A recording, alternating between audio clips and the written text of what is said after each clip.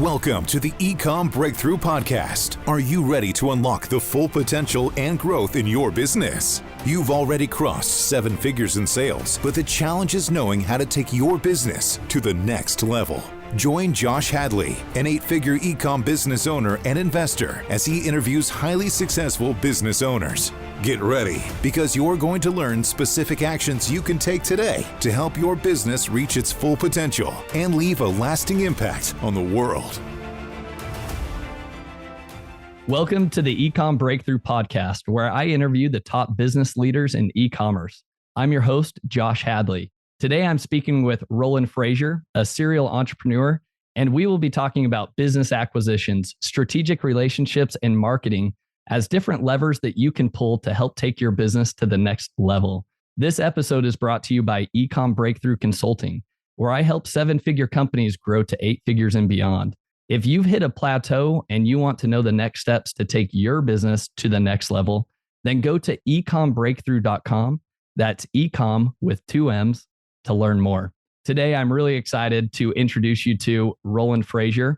Roland is a co-founder and principal of 6 different Inc. magazine fastest growing companies, specializing in e-commerce, e-learning, SaaS, and real estate. He's a serial entrepreneur who has built, advised, or sold over 1,000 businesses with adjusted sales ranging from $3 million to $4.3 billion. His specialty is acquiring or partnering with entrepreneurs to scale businesses through acquisitions, strategic relationships, and marketing. Welcome to the show, Roland. Hey, thanks, Josh. Appreciate you having me here. Yeah, exciting to have you on. I've been following you for quite a long time. Obviously, I've been a member of your War Room Mastermind group, which I know is coming to an end, and it's another chapter that you guys will be going into for the Scalable Company.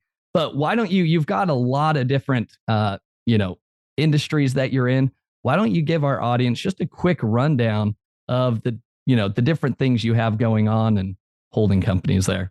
Yeah, so right now we have 38 different holding companies across several different verticals. And so basically a holding company, when we go into a new area, then I'll set up a new company. And I'm a big fan of structuring things correctly. So I use lots of companies. So it sounds like a whole lot. It's not as hard to manage and keep track of as it sounds. So I like to just talk about the verticals instead of all the companies under them. But the areas right now, we're in the middle of a roll up of real estate brokerages.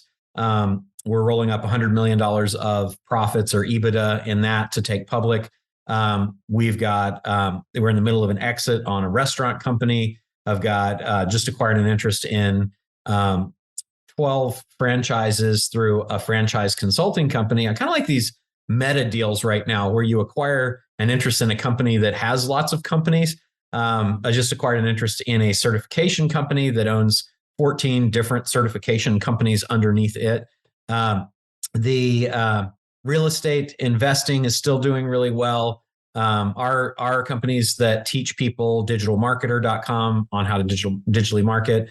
Scalable, it does business operations and operating systems. And our Epic network is probably the thing I'm most excited about personally, because it's really helping people see how to do consulting for equity, how to acquire with little or no money out of pocket, and exit. And then after that, to be an entrepreneurial investor, because like with real estate right now, as we record this, real estate's crazy high, overvalued. The stock market, crazy high, overvalued. Crypto is working on a revaluation, but it's still, it's pretty volatile. So what I like is I like the ability to invest in businesses that are not on the stock market, that you can own and control, because you can acquire them at such great values compared to the ridiculous markups and all those other things. And then you kind of are able to control your own destiny, as opposed to hoping the market isn't insane or dealing with somebody else that may or may not be doing crazy things with the companies that they own. These are companies you actually own. So that's what I'm excited about. And I'm in SaaS and e-commerce and information and consulting and kind of all over the board. I sound like I have no idea what I want to do or focus on, but it's just that as opportunities come to get into new niches, and I'm not the person doing that, I'm not the operator, I am the kind of the overarching strategist, it's really possible to to do almost anything. Yeah, no, I love that. And I love that you have your hands in so many different industries. And I think you've kind of found your niche there. And like you said, you're still waiting to figure out what you want to be when you grow up, right? I have no idea. Yeah. May I never find out, because then I'm afraid I'll be bored with it, right? I agree. I agree. So Roland, I know you started your career as an attorney. So give people some context as to how did you get to this point where you're doing so many different business deals, but yet you started in the world of, as an attorney? Yeah. So I started as a real estate agent when I was 18. I got my license. I got my insurance license when I was 19, securities when I was 20, helped do a whole bunch of building of developments and land, and acquiring land and retitling, getting the entitlements to it, spinning it off, building houses, building apartments, things like that. Got my degree in accounting, but didn't want to be an accountant. Got my degree in law, practiced law for about 13 years. But what has been a unifying thing for me throughout the whole of my life really has been, I really like business. I just have liked it ever since I was very, very young. My father to this day is still a tax attorney. And so I was exposed to all these really cool entrepreneurs. And I remember I'm coming into the office, and my dad's in a suit and all the other attorneys are in a suit, and these guys are in their jeans and, a cowboy hat, or, just like, and I grew up in Virginia. So it was a bit countrified, but I was just like, that's really cool. Those guys don't have to, like, they don't seem like they have to impress anybody. They do what they want. They wear what they want. They don't really have offices that they work out of so much. Most of them, they were just kind of investor entrepreneurs, and they did everything from owning a bunch of racehorses to gold mining to algorithms with software and or a chain of record stores, right? And so I got exposed to all these people, and I was like, I think I want to be like that. I don't know what I want to do, but I want to be like that. And I asked my dad, I was like, what do you think I should do? And, because I have no idea. And he said, well, what I can tell you is that if you learn how to read financial statements and you learn about the law and how taxes work, you'll be able to use those no matter what you want to do. So if you want to kind of hedge your bets, go learn about those things. But all during the time I was doing all that stuff, I was like, I very, very early on got an opportunity to invest with one of the guys that was doing these syndications, these real estate developments. And we bought a small piece of land and built 4 houses on it. And I doubled my money in about 9 months. And I was like, this is just crazy. This is so cool. And then I found Bob Allen's book, Nothing Down, in the back of my dad's car. And I read that and I was like, holy crap, you can buy real estate with no money down, okay, I'm going to go try it. And so here I am, this idiot kid that didn't know anything about anything, but I didn't know you couldn't do it either because Bob said you can do it. And, and I acquired a real estate with no money down. I remember the very first time you get this goofy smile on your face. You're like, how did that happen? And then when I did my securities license, I had it held through a company out of New York, and I met some people that were investment bankers at Prudential Securities. One of those guys took me under his wing and kind of showed me how leverage buyouts work. And I was like, so basically you can also buy companies with no money out of pocket. He's like, oh yeah, this is a leverage buyout thing. You just get that. And they just need to have this, this, and this. And I was like, well, that's really cool. And I wonder if you could also apply some of this real estate, no money out of pocket stuff to that. And turns out you could. And so I just kind of fell into it, starting from real estate from that very first small, 4-unit thing that we developed and sold, to continuing to read every autobiography I could, learning everything I could about all the different, ways that people could do business and negotiate and finance things. And then I'd say it was a big turning point meeting the guy from Prudential, because I really got that you could do this with companies at that point. And just since then, it's just been kind of, can you do this? What if I could do that? And usually it works. That's amazing. One deal after another, you keep moving forward. And I think what's so interesting about your story and your background is it sounds like you always kind of had a thirst for knowledge, right? Absolutely. And ravenous. You kind of had this idea like, hey, I like business. I'm going to I need to figure out my way in life, so to speak. But you tested different things out, right? Kind of dipped your toe in a couple different waters, but you never kind of gave up on this passion that you had. And like you mentioned when you were young, that you just loved business. And likewise, I was the same way myself growing up. I was a kid with a candy stand on the corner of the street, and my parents weren't entrepreneurs, but there was just something inside me. It's like, I'm going to go outside and I'm just going to stand there and I'm going to try to get people to come over, buy some candy, buy some soda. And how did it work? It was great. And, I kept doing it so much that my dad actually built a little candy stand for myself. Nice. That's cool. I think the only thing he regretted is that he didn't purchase light wood. So the thing was just a beast. It was so heavy that I remember every time I'd have to ask him, like, Dad, can you go pull out the candy stand? He was like, oh, okay, I'll go get it. He would go do it. That's great. He's like, I wish this was probably a little lighter and he could go haul it out himself. Now I have my son. So I have a 7-year-old son. His name's Hudson. And he had the same idea. So we went to, he plays baseball and so does his sister plays t-ball. And so he saw that at one of the ballparks, they had a concession stand. Well, where they play t-ball, there's no concession stand. There's just 4 little ball fields, right? So he's like, hey, I want to go sell candy here. I was like, I'm all in, and so. Did he know about your prior thing? Not really. I think I had told him like I had, sold stuff in the past. So he's been hounding me forever. Anyways, we went out this last Saturday. It was fun for me just going to Sam's Club, picking out stuff. I think I was just as excited as he was. You knew not to put together a very heavy candy stand also.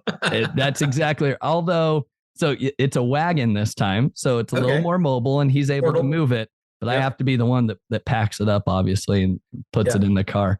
But anyways, he made $40 in 1 hour. So he was stoked about that. And anyway, so you have to do that in internet math. So let's see if he made $40 in an hour. This is how we do it online. $40 in an hour, 2,080 hours workable in a year. He's tracking towards 83,200. Hey, that's not a bad start for a 7-year-old. I like that. Not bad at all.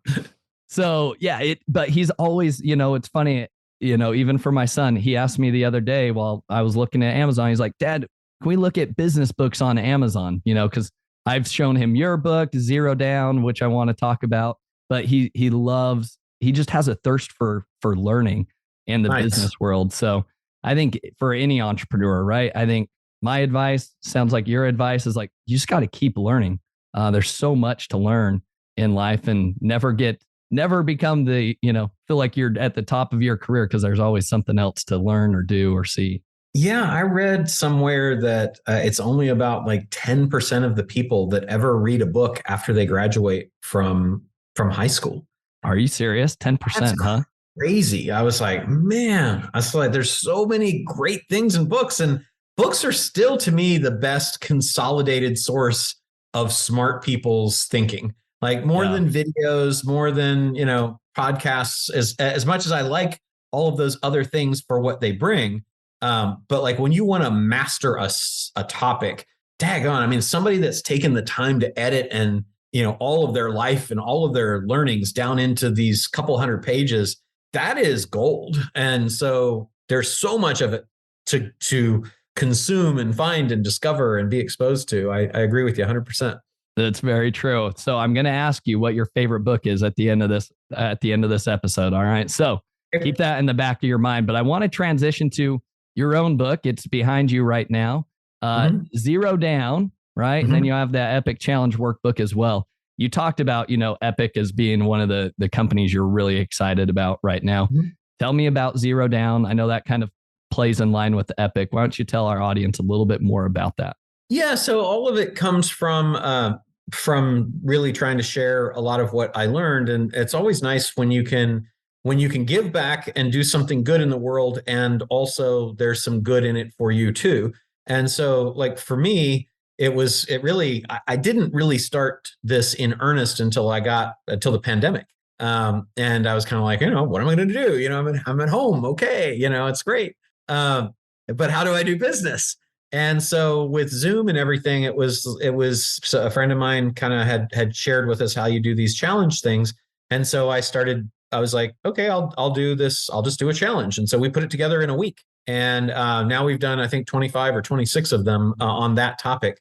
And the topic was, how can you acquire businesses? But because most people don't have access to banks, a crazy pile of money, and a bunch of credit or investors, those are kind of the traditional ways that people acquire businesses. I was like, well, what if we put a spin on it and showed them all the cool ways that, that have come up in my life of how you don't need to do those, to have those things. And when I started making the list, I think my first list was like 59. And then, after really brainstorming and then kind of a lot of creative deals that have come over the last couple of years, I'm at 221 different ways to acquire businesses with little or no money out of pocket.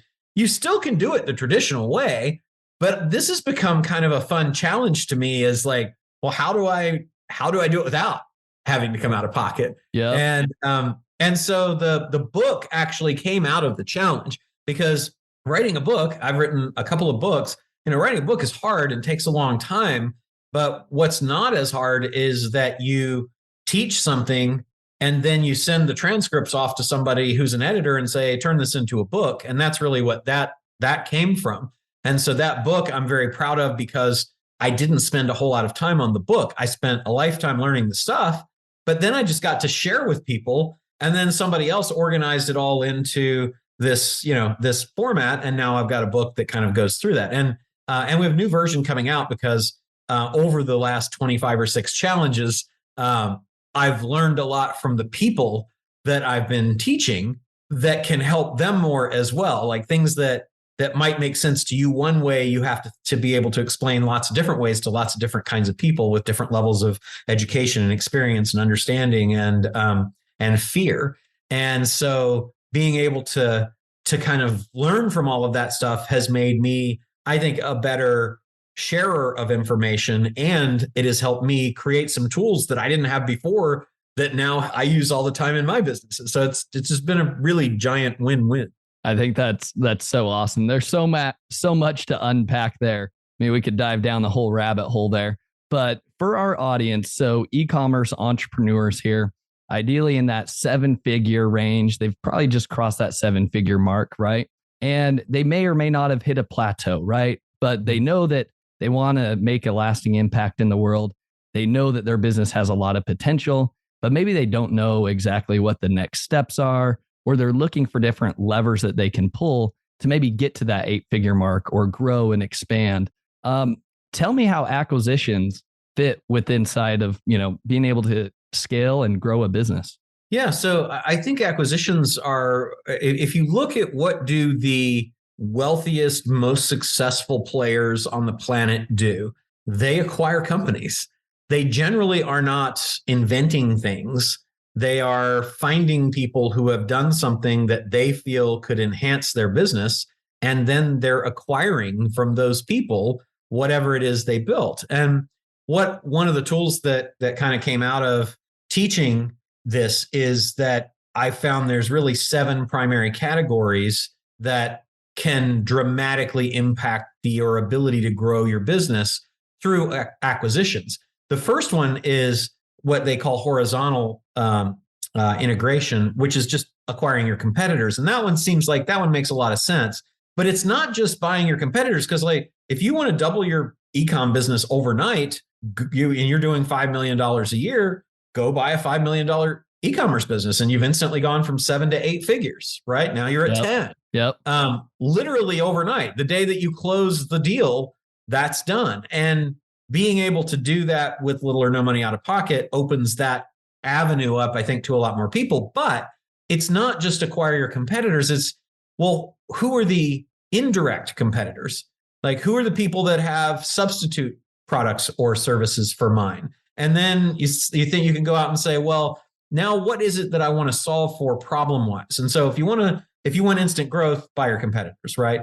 Yeah. But if you want, let's say that you're just like, man, if I had more leads, I'd be able to really take off with this. Well, then media is your play. Go acquire media. If you acquire media, particularly as the costs on Facebook and Instagram and a lot of places, Google, have gone up and are continuing to go up, like customer acquisition costs is a real challenge.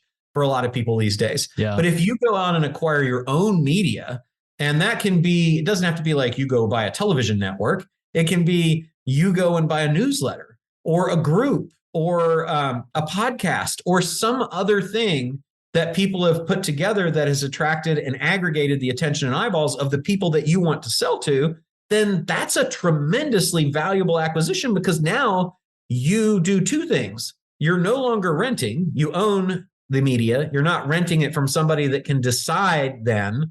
Maybe you're selling something that they don't like you're selling, supplements or something like that the FANG people don't like, right? Yep. So, or maybe your messaging is politically oriented and they don't like that. Well, if you own your media, you can do whatever the heck you want to do. And nobody can stop you from doing it. Nobody can stop you from buying it. Nobody can outbid you for it because you own it. So that becomes tremendously valuable, right? And I think in e-commerce, especially, right? I think you have blogs, right? I mean, think of how many people make affiliate income just off of running blogs or review sites or deal sites, right? Those are some easy targets, right? And like you mentioned, Facebook groups and even Instagram pages and TikTok, is becoming even more of a thing. Anything else you would add to that? Obviously meetup groups, masterminds, and there are radio, television, and print properties that are available. Magazines, you'd be amazed. We were looking at buying, it was a Condé Nast owned property, but we've looked at major magazines that can be acquired for pennies on the dollar out of bankruptcy or out of just a desire to dump them during acquisitions. There are all kinds of media that are out there. So I would just say, you're only limited. Media is any asset that comes with people, right? Yeah. So there is a form of media is an Amazon listing, because an Amazon listing that ranks well in the Amazon engine for search actually carries with it a whole bunch of reviews. That's a bunch of people that have already been aggregated and proven as buyers. And now Amazon just opened up, I think this week, to being able to reach out and email your customers, including your past customers. So hey, newsflash, if you acquire that Amazon account or that Amazon product that's got those people that's attached to it, you just got an email list now. That's very true. Yeah, I didn't think about that. That's true. Yeah. So all that stuff to me is really interesting that all of these things have the SEO'd blogs, blogs and URLs that rank, videos that rank, and you can acquire the specific asset, the specific page. You can acquire the whole site, the whole channel. You can acquire the whole account, and you get all of these benefits each time you go up a level. So media is almost infinite that's out there, and you're only limited by your own creativity and identifying what is it, and really diving in, and that's just a channel, and that channel has so many, or that's one of the categories, I guess I should say. Media is a category, but there are literally hundreds of types of it. And then under that, millions of potential acquisitions for anybody. And media sells typically for not much, unless it's if it's a syndicated TV show with hundreds of millions of viewers, okay, that's going to sell for a lot. But so much media is created through micro influencers and things like that, where it's just a labor of love that turned out to be something that's probably now a pain in the butt, because it's after they've run it for 3 or 4 years, man, I got to keep doing stuff for this. It's a lot of work, not getting paid for it. You come in with an offer for any little tiny bit of money, they're pretty excited about that. That's awesome. I mean, so many golden nuggets out of there, and we could continue diving down that rabbit hole. And that's only one of the 2 verticals that you kind of talked about, right? You said you have kind of 7 different categories, right? Yeah. So if I go around the list, the next one would be how can I get teams and infrastructure? A lot of people will say, well, I need a media buyer and I don't know where to find one, or I need inventory management, or I've got to have a 3PL team to do this stuff, and I have no idea how to do that. I've never done that before. Well, those teams all exist, as do all of the other resources that you might need. And there's a good chance that you can acquire them. As a matter of fact, from somebody that's already done it. As a matter of fact, they have a term for the teams. They call it acqui-hiring, where you acquire a business or a business division or a business unit and you get the team, and then you have a team instantly. And we've done that with software and R&D and a whole bunch of sales. Then another category would be products and services. So if you look at what are the products and services that your people who you're selling to are buying, particularly BDA, before, during, and after the time that they're buying from you, go buy those products. You instantly can add a whole lot more sales, increase your average order value, add upsells and downsells just by doing that. You can also go and acquire up and down the supply and distribution chain. You mentioned affiliates. So many people forget that they can actually acquire their affiliates. So they're paying them 30, 40, 50, 60% of the gross sales price and never even think, well, what if I just acquired that mommy blog? Or what if I just acquired that newsletter? Or, and that's a huge one. Like I've got people that have acquired people that they were paying $1 million plus a year to, and they were able to acquire them for less than 1 year payments that they were making to them. Oh, that's amazing. Crazy, right? So that's a really cool, that's a cool distribution thing. Cause a lot of people are like, well, and e-commerce, it's easier, but a lot of people will say, well, I don't really have distribution. I'm DTC. Well, you might be DTC, but are you direct to customer because you're selling to them from your website? Or are you direct to customer because you're selling to them through your website, but you also have affiliates that you're paying to send people to your website so you can sell direct to customer? That's considered an affiliate relationship, right? You've got a lot of options there.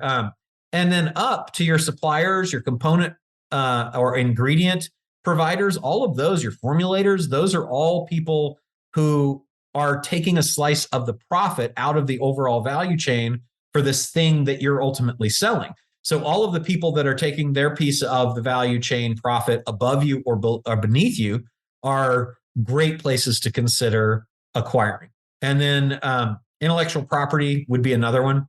If you watch Shark Tank or Dragon's Den or any of those things, you'll all the time see people saying, the sharks especially, they're like, why don't we just take that to this company that already does that and get a royalty for doing it?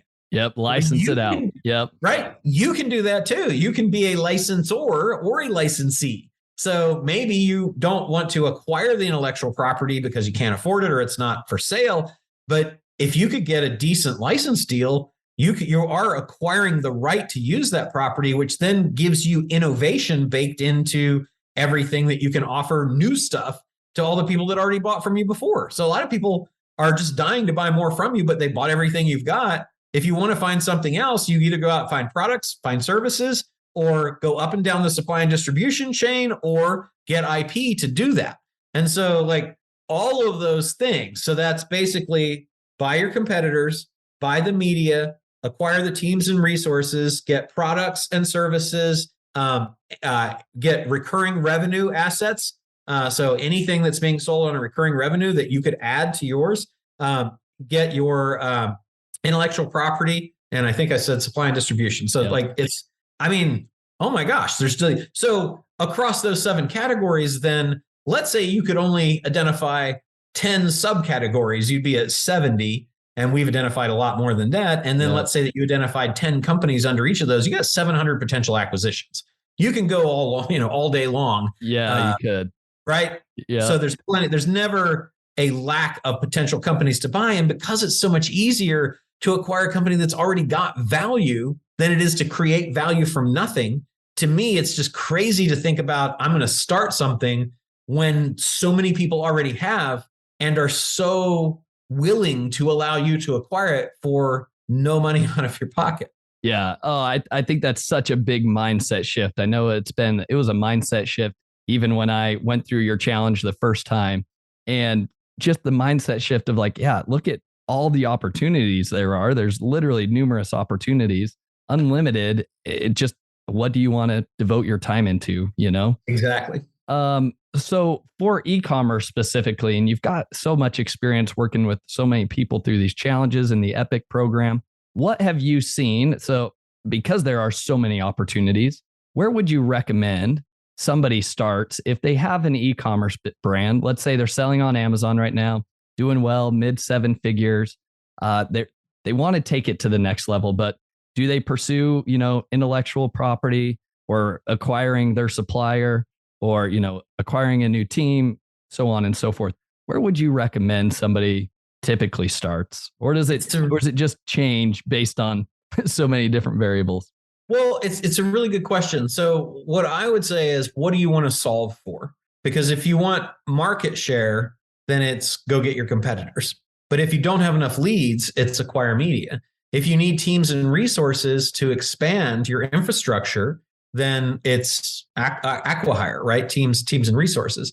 If you want to increase your AOV, then it's other products and services, because then you can downsell, upsell, bundle all of those in. If it's you want recurring revenue, you want to increase LCV, or lifetime customer value, nothing like recurring revenue. I'd go out and say, who's got, what can I do that's a consumable in some way, whether it's consumable content or consumable like toothpaste or consumable like a supplement or, a gas that goes in a grill or whatever, right? Or minutes for a phone. All of those are consumable examples. And all of those can dramatically increase your lifetime customer value. If you want to increase your profit margin, then I'd say go up and down your supply and distribution chain. And if you want to increase innovation, it's IP. So I think, like, which of the 7 categories is what do you want to solve for first?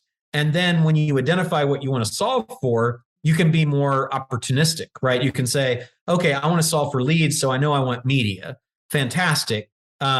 Then you can just set a goal, and you can say, my acquisition criteria, which is the next thing to really focus on, is to say, okay, I know I want media. What is the minimum level of media that I'm going to need? Well, I'm going to need something that's got at least 5,000 people for it to make sense for me. Great. Well, now anything that's under 5 doesn't work, and anything above that works. And then you just start putting it out there, and knowing that there's newsletters and blogs and videos and all of the things that we talked about a little bit ago. Then you just start saying, okay, on all those categories, do I know anybody right now? And that's the lowest hanging fruit. And then after that, you start querying your network. You tell everybody, hey, my name's Josh and I've got a business doing this. And right now I'm, because they always will ask, so what do you do? I did an e-commerce thing and I sell iPhone covers. And right now I'm looking for iPhone user groups and any kind of media that's got iPhone users. So if you know of anything or know of anybody, let me know. And you just start telling people and, put it out on your social and all that. And then people will start responding. And you just keep pushing that out there. Now, then the next level would be you can go systematically, right? You can systematize and say, okay, I'm going to get a list of whatever it is that I want. And then I'm going to maybe load those up into email, send out a direct mail campaign, maybe do some ringless voicemail, and actually start a programmatic, meaning I have a program for it, mergers and acquisitions campaign, right? And that's when things get really interesting.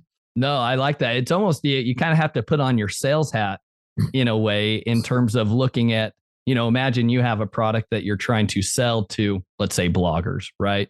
And so you go acquire that list, right? And just as if you were trying to generate business with them, like put on that same thinking cap, because I think so many people, especially myself, my original mindset was like, oh, I can only go onto websites like Empire Flippers or those are the worst places to go. Those are the only places people are willing to sell their business. And instead, like you're saying, it's like, well, reach out to your network, go acquire a list, just like you would if you were trying to sell to those type of businesses, and 100% reaching out, right?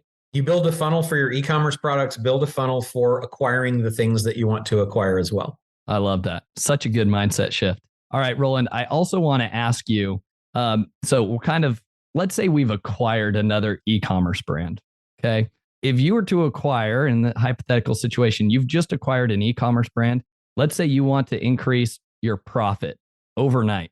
And what are some of the quick actions you would take if you've just acquired a brand, you want to increase profit? What would be your first steps? The very first thing that we'll always do is see if we can raise prices, because most business owners have not raised prices in a while. Now, you're seeing more of it now, and it may feel like, well, everybody's raising prices. Everything costs more. Well, we're in an inflationary cycle right now. So You may find more people have raised their prices because their costs have gone up. But what I can tell you is that most entrepreneurs are not doing price testing, and they don't know if they would sell more by lowering their price, keeping their price the same, or raising their price because they've never tested it. And so one of the first things that we'll always do is test price increases, because here's what's cool about price increases. Whatever additional income that generates on the top line also goes directly to the bottom line, because there is no increase in your cost when you increase the price. So that's the very first place we go. And then there's about, there's 63 profit enhancers that we look at. There's 196 sales enhancers and 50 valuation, amplifiers for the value of companies. So I just go through my list and systematically say, from low hanging fruit to high, where is the easiest place that I can find money here? And then, go from there. And probably the second thing I would do is look at how can I get effectively an extra cycle out of my payables? So can I get credit terms with my suppliers that will give me maybe everything you're paying COD or in advance, God forbid, that you're ordering right now? If you can go and negotiate terms or find a different supplier, sometimes they'll even pay you to switch, right? Because they know that you're worth a lot to them in the long run if you're manufacturing or you're buying products or something from somebody. So, that's the next place that we go. That'd be the first two easiest places. Yeah. No, I love that. And especially on that second point there with the supplier and the credit, we actually did that. Obviously with inflation going up, our manufacturer did the same thing. And as we reached out, we're like, hey, well, we haven't shopped the market for a little bit. We went out and we found another supplier that was hungry. Now, we didn't move all of our business overnight, but we said, this is our book of business that we're normally spending. And it was nice being able to bring all of that to the table and then say, well, if you do want this, here's what we would be interested in, right? And we got net 60 days after something has been shipped into the warehouse. So what I have found, it's been a huge game changer for us in our cash flow in our own business. We actually sold out of all of the product before we even paid for the product. Yeah, and then awesome. At that point, we were able to, go invest in new product ideas. And that was just a huge shift. So I'm excited to hear you kind of share that same sentiment as like one of the first early steps that you can take to make a big impact in your business. 100%. Next, one other question that I have here for you, kind of related on that same topic. A lot of people, we've heard a lot of aggregators in the Amazon space recently. Things have cooled off a little bit, but I think more entrepreneurs with FBA businesses have now kind of thought about that exit in mind. And so, Roland, as you've consulted, advised, 1,000+ businesses that have been sold and grown, what are some quick actions and, tips that you would share with our audience as ways to maximize their value if they're considering an exit in the next, 3 to 5 years? So I'd say a couple of the most important things, like the very first one is for your business to be sellable, you need to not be an owner operator. Like to get the most for it, it's a giant jump in the valuation of businesses that are not owner operator. What is an owner operator? If you can't leave that business for a year and come back and have it be doing just fine and hopefully better than it was when you left, then you're an owner operator. You're wearing too many of the hats. You're too important to the business. And what that means is that one of two things is going to happen. Either your potential buyer has to also be willing to be an owner operator, or they have to go and find someone who will operate the business for them. And so you get paid significantly less on your exit of that kind of business for a couple of reasons. One is because there's a lot of work and risk to the buyer, and risk has the greater the risk, the lower the price. There's an inverse relationship between risk and price, right? Or valuation. And the second is that the universe of potential buyers of owner operators or people that are willing to find an operator is dramatically lower than the universe of professional buyers who buy professionally run businesses. So I'd say the very first thing I would do, and I actually just had this conversation this morning on a consult, is that you will get significantly more, or, if you move away from bad things, you will leave a lot of money on the table if you are an owner operator and don't professionalize the business. That to me is, one of the most important things. And I'd say the second most important thing is that many businesses are overly reliant on a single channel and don't have their own growth engines or predictable selling systems. And so what does that mean? Well, if you have an e-commerce business and you only sell on Amazon, then there's a giant risk to a buyer that you'll do something that Amazon doesn't like, that Amazon will decide they no longer want to sell that. Or as happened to one of the businesses that we were in the middle of acquiring when it happened, Amazon will say, hey, we do Amazon Basics for that now, right? Yep. And now you're competing with somebody that you can't really compete with. So you need to diversify your channels of sales. And if you haven't done that and you're relying on one primary platform, that's a very bad thing. And it goes down to ads too. So like if you're only getting Google Shopping leads, then something can happen. They can change the algorithm. There's another, what is the something content, good content or healthy content quality that they just came out with. Yep. Like they have no qualms at all about completely destroying your business accidentally while trying to create a better user experience for Googlers. So, well, and we saw that with Facebook and the iOS update, right? Yeah. So, I mean, so like those two things, and the corollary to the first of don't be just an owner operator would be when you do get people to help you run the business, the other thing that buyers really are looking for is bench strength. So they want to know at least that, the top people in the business are cross-trained to be able to make the business function if something is going to happen to any one of them. So I think those are like, there's a whole lot of them, but those would be, some of the bigger ones I'd be thinking about. Yeah, I love that. What a great summary and great advice to anybody. A future guest is going to be Ryan Dice, and he runs I know him. The Scalable companies, right? You both are partnered in the Scalable business. Do you want to just give a quick little pitch about Scalable, what it is right now? And then we'll let Ryan do the heavy lifting about that. But I think it's poignant based on that last conversation that we had of owner operator. Sure. So, what we identified as a big need in many of the businesses that we acquired and that we run is that they need to have the ability to operate in some repeatable, standardized way.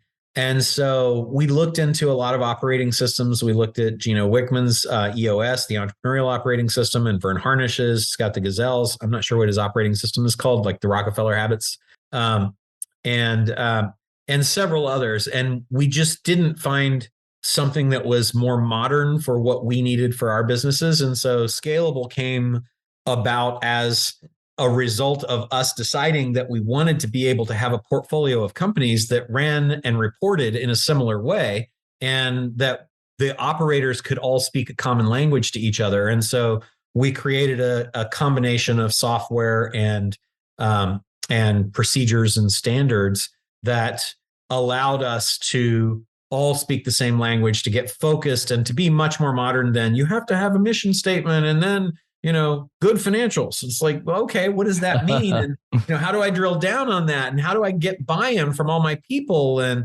that kind of stuff? And then what are the numbers that I want? And, how like a 5-year plan is a great idea, but how do I quarterly, quarter by quarter, look at leading indicators instead of lagging indicators to know how I'm going to win going forward instead of did I mess up, in the past?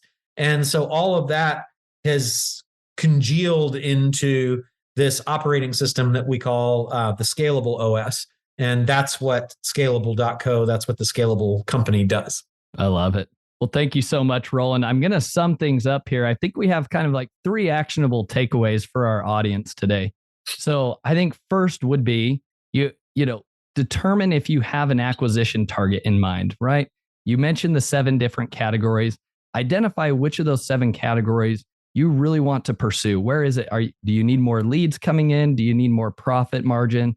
Right. And like Roland said, choose one and then dive into it. Right. And go start reaching out to your network, acquire a list, start building a funnel to go acquire some of those assets. That can help you take it to your business to the next level. A second idea, if you're maybe not ready to go acquire, businesses. Roland already mentioned one of the quickest ways that he would increase the value or profits in any business that he recently acquires. Go raise prices, number one, start price testing at least. And number two, go see if there's some opportunity with your suppliers to negotiate better terms. And then I think finally, a third step, no matter where you're at in your business, I think this is good advice. Start trying to create those SOPs and almost kind of work yourself out of a job. You don't want to be the one running the show the whole time because, as Roland said, your value is going to increase as a business. Your pool of buyers is going to increase as well. So I think those are some easy 3 takeaways for any of our listeners. Roland, before we sign off, I know I asked you this earlier, but what is one book that you would recommend? Boy, there's so many. I think one of the books that I got the most out of over the last 5 years or so was recommended by Richard Branson, and it's called Black Box Thinking. And it comes from the black box that is found when airplanes crash, that track the things that tell the causes, and how that open systems that the airlines all share that data with each other, and that the thinking of how they do that really hasn't allowed airline safety to increase to be one of the most safe means of transportation, even though we're sitting in this non-flyable, it seems, hunk of tons of metal in the air. So the methodology and the stories and the insights that were in that book, I think had a pretty significant impact on my thinking. And I like books that I read, and I close it and I'm mad at myself for not having thought of all that stuff before. So that's one of those books that did that for me. I love it. I'm going to have to go dive into that book. And you've got me excited there. Last thing, Roland, where should people reach out to you if they'd like to learn more about what you're doing, learn more about Epic, even your books, what you got going on? Sure. So I do a challenge about every month that is a free challenge now, and it's at getepicchallenge.com, where I talk about how to acquire businesses with little or no money out of pocket. You mentioned epicnetwork.com, which is where a lot of the products and services around that lay. I have a podcast, just like you do here. It's called Business Lunch, where I talk to smart people like you about what they're doing. And then I'm everywhere on social, from TikTok and YouTube to Instagram and Facebook and LinkedIn at whatever those things are /Roland Frasier. Awesome. I love it. Well, thank you for your time today, Roland. It was a pleasure having you on. Yeah, thanks for having me. I appreciate it. Thank you for listening. Visit ecommbreakthrough.com for more information. If you've enjoyed today's episode, the best way you can show your appreciation is by clicking the subscribe button and quickly leaving a review. See you again next time.